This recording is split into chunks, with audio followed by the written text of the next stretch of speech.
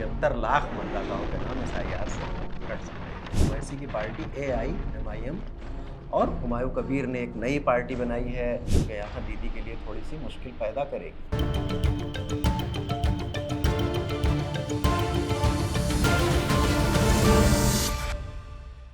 नमस्कार दोस्तों, आप देख रहे हैं बोले भारत। मैं अनुराग अड्डा में आपका स्वागत है।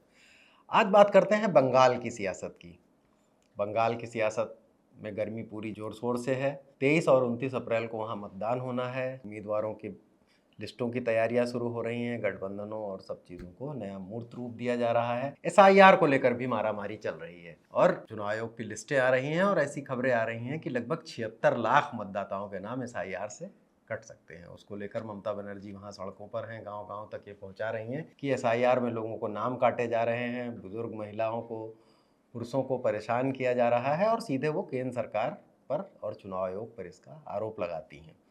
लेकिन हम बात करते हैं राजनीतिक समीकरणों की। अभी कुछ दिन पहले बंगाल के एक विधायक चर्चा में आए थे, हुमायूं कबीर। उन्होंने कहा था कि वो बाबरी मस्जिद की एक स्पेसिमेन कॉपी मुर्शिदाबाद में उसे बनवाएंगे और उसकी शिलान्यास जैसे कार्यक्रम भी रखे और उसके बाद उनको तृणमूल कांग्रेस से निलंबित कर दिया गया। ममता बनर्जी के सामने भारतीय जनता पार्टी जिस पिच पर उतरी है, पिछले 2-3 चुनावों से भारतीय जनता पार्टी उनसे मुकाबिल है और पुरानी CPM या कांग्रेस के मुकाबले उन्हें टक्कर दे रही है। उसकी पिच ही हिंदुत्व है और एक समय ऐसा लगा कि हुमायूं कबीर ने यह मसला उछालकर दीदी के लिए थोड़ी मुश्किल पैदा कर दी है, क्योंकि भारतीय जनता पार्टी को तो इस मुद्दे से वहां पर ध्रुवीकरण की राजनीति में और आसानी होगी और बंगाल चुनाव जीतने की भरसक कोशिश कर रही भाजपा को आसानी होगी।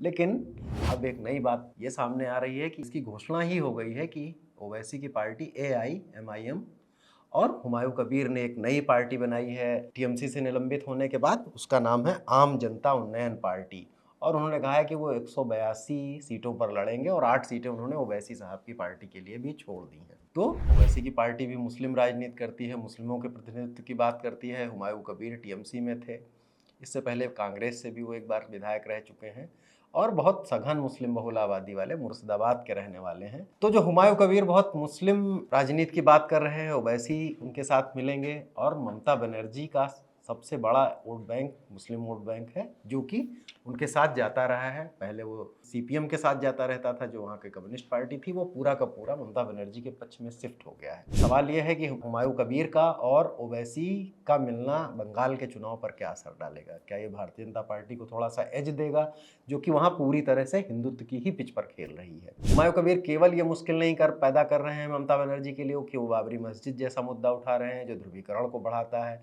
वो ओवैसी की पार्टी के साथ गठबंधन कर रहे हैं, 182 सीटों पर अपने कैंडिडेट उतारने की बात कह रहे हैं और इस पर भी वो ये कह रहे हैं कि हम 100 से ज़्यादा मुसलमान लड़ाएंगे। कि अगर कांटे की लड़ाई हुई तो अगर 100 से ज़्यादा मुसलमान लड़ाते हैं और उसमें से आप ये मान लीजिए कि 15 से 20 भी ऐसे उम्मीदवार लड़ते हैं जिनकी कुछ व्यक्तिगत पहचान है और वो थोड़ा भी वोट काटते हैं, तो इस कांटे की लड़ाई में वो मुश्किल हो सकती है। तो 100 मुस्लिम उम्मीदवार लड़ाने वाली बात, ओवैसी की पार्टी चूँकि बिहार के सीमांचल में एक अच्छा प्रदर्शन कर चुकी है, जो कि भी घनी मुस्लिम आबादी वाले ज़िले हैं, ऐसे में उसे भी कुछ उम्मीद होगी। हुमायूं कबीर का प्रभाव कितना है बंगाल की सियासत में, ये थोड़ा देखने वाली की बात होगी। दरअसल हुमायूं कबीर मुर्शिदाबाद के हैं। मुर्शिदाबाद, मालदा, उत्तरी दिनाजपुर और 24 परगना के साउथ का हिस्से और उसके आसपास के कई ज़िले में बहुत सघन मुस्लिम आबादी है और वहाँ पर यह आबादी 60 से 65% तक पहुंच जाती है और मुख्यतः ये माना जाता है कि मुर्शिदाबाद जिले में हुमायूं कबीर का प्रभाव है। तो अगर इन 4-5 जिलों की भी विधानसभा सीटें मिला दी जाएँ तो वो अच्छी संख्या में बैठेंगी, 30-35 सीटें बैठ जाती हैं। और अगर दक्षिण परगना और थोड़ा सा और उसके इलाके का विस्तार किया जाए तो 80 से 85 ऐसी सीटें हैं जो कि करीब करीब 50 से 60% मुस्लिम वोट वहाँ पर बैठते हैं।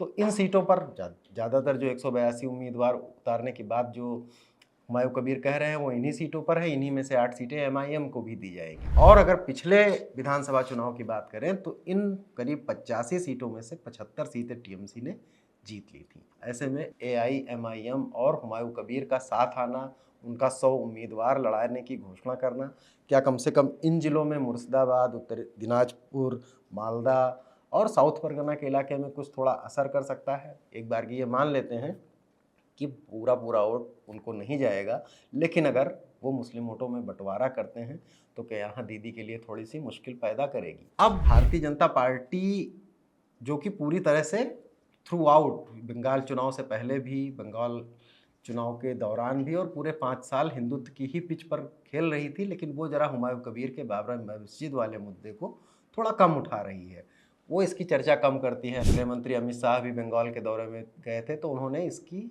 बहुत चर्चा नहीं की। इसका भारतीय जनता पार्टी का डर दरअसल दूसरा है, क्योंकि पिछला विधानसभा चुनाव जो बंगाल का लड़ा गया उसमें हिंदुत्व की पिच पर भारतीय जनता पार्टी इस तरह से आ गई कि ध्रुवीकरण का लाभ, कहते हैं राजनीतिक विशेषज्ञ, ममता बनर्जी को ज़्यादा ही मिल गया। उन जिलों में तो मिला ही जहां पर मुसलमान आबादी ज़्यादा संख्या में थी, जहां पर वो कम संख्या में भी थी वहां पूरा पूरा वोट टीएमसी को गया। भारतीय जनता पार्टी इस मुद्दे को उठाने से तो बच रही है, लेकिन हुमायूं कबीर तो इस मुद्दे को लगातार उठा रहे हैं। मुर्शिदाबाद जिले में वो प्रभावी भी हैं। हो सकता है जब उनके कैंडिडेट लड़े तो वहां पर भी कुछ असर डालें। तो दीदी के लिए भारतीय जनता पार्टी से बड़ी चुनौती क्या धीरे धीरे जो है हुमायूं कबीर होते जा रहे हैं। हुमायूं कबीर ने तो यहाँ तक घोषणा कर दी है कि भवानीपुर की जिस विधानसभा सीट से ममता बनर्जी लड़ेंगी वहाँ पर भी एक मुस्लिम उम्मीदवार उतारेंगे, और पूनम बेगम नाम की उम्मीदवार का बात वहाँ चल रही है, वो ममता बनर्जी के खिलाफ चुनाव लड़ेंगी। और एक नई सियासत हुमायूं कबीर ये भी कह रहे हैं कि आज़ादी के बाद से बंगाल को कोई मुस्लिम सीएम नहीं मिला, तो सीएम नहीं तो कम से कम डिप्टी सीएम तो मिलेगा ही। भारतीय जनता पार्टी, जाहिर सी बात है, थोड़ा सा इससे उसे खुशी होगी ही कि अगर मुस्लिम वोटों में थोड़ा सा बंटवारा होता है। भारतीय जनता पार्टी इसलिए भी इस पर नज़र रखेगी कि इस बात पर बहुत कुछ निर्भर करता है कि मुस्लिम वोटों का बंटवारा कितना होता है, क्योंकि भारतीय जनता पार्टी पिछले कई चुनावों से बंगाल में जोर आजमाइश कर रही है। और अगर हम देखें तो 2019 के लोकसभा चुनाव में तृणमूल कांग्रेस और भारतीय जनता पार्टी करीब करीब आसपास पहुंच गए थे। हालांकि उसके बाद 2021 में हुए विधानसभा चुनाव में एक बार फिर ममता बनर्जी ने बड़ी बढ़त हासिल कर ली और उन्होंने एक बड़े बहुमत की सरकार, 294 में से 215 सीटें वो विधानसभा की जीत गई और भारतीय जनता पार्टी सिर्फ 77 सीटें जीत सकी। पिछला लोकसभा चुनाव जो 2024 का था उसमें भी भारतीय जनता पार्टी के नेता सभी लोग दावा कर रहे थे, यहाँ तक कि चुनाव के बाद के इंटरव्यू में प्रधानमंत्री मोदी ने भी कहा था कि उन्हें बंगाल से बहुत उम्मीदें हैं, लेकिन ममता बनर्जी की पार्टी ने उसमें और धमाकेदार प्रदर्शन करते हुए 2019 में 19 सीटें जीतने वाली भारतीय जनता पार्टी को सिर्फ 9 सीटों पर समेट दिया था और अपने सांसदों की संख्या बढ़ा ली थी। भाजपा के पास राजनीतिक विशेषज्ञ मानते हैं कि बंगाल में जो हिंदुत्व की पिच पर बैटिंग करने वाली भाजपा की राजनीति है वो अपने एक स्टेगनेशन पर है, एक लेवल पर पहुंच चुकी है।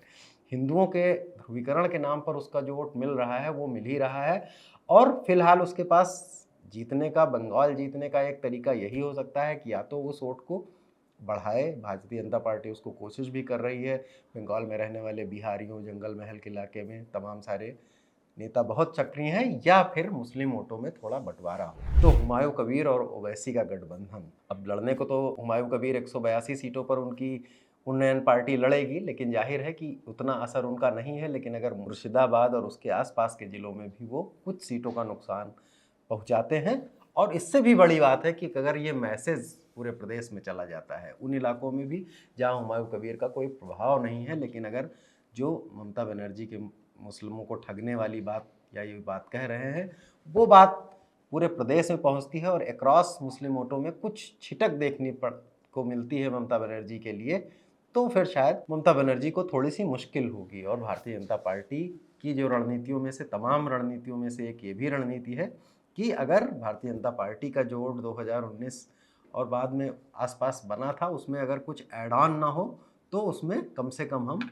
मुस्लिम वोटों में बंटवारा करें। बाकी एसआईआर का मुद्दा तो है ही है, उसमें लोग कह रहे हैं, ममता बनर्जी उसको लेकर बहुत मुखर भी हैं। कह रही हैं कि पिछली बार नारा दिया था उन्होंने जब उनकी 77 सीटें आई थी कि 200 पार, और इस बार एसआईआर। तो ममता बनर्जी इसको लेकर बहुत फायर ब्रांड लीडर हैं, और भारतीय जनता पार्टी मोदी के रिजीम में आने के बाद से बंगाल को जीतने की लगातार कोशिश कर रही है, लेकिन उनकी कम से कम फाइटर इमेज बंगाल में बरकरार है। भारतीय जनता पार्टी के सामने एक समस्या और भी है कि ममता बनर्जी महिला हैं और मुख्यमंत्री के चेहरे के तौर पर ममता बनर्जी के आसपास का भी कोई आदमी उनके पास फिलहाल नहीं है। तो भारतीय जनता पार्टी तो जो इतनी बड़ी राष्ट्रीय पार्टी है, इतने राज्यों में सत्ता के बाद एसआईआर वगैरह के मुद्दे के टक्कर दे ही रही है, लेकिन ममता बनर्जी और टीएमसी की चिंता इस समय फिलहाल हुमायूं कबीर और एमआईएम का गठबंधन ज़्यादा लगता है। और ये गठबंधन जितना असर पैदा करेगा, ममता बनर्जी दीदी की मुश्किलें उतनी ही बढ़ेंगी। और जितना दीदी इसको सीमित रख पाएंगी, अगर मुर्शिदाबाद तक ही सीमित रख पाएँ या मुर्शिदाबाद में भी उसका असर नहीं दिखा, तो मुकाबला देखने वाला होगा। अनुराग अड्डा में आज यहीं तक, कल फिर किसी नए मुद्दे के साथ बात करेंगे। तब तक के लिए धन्यवाद, नमस्कार।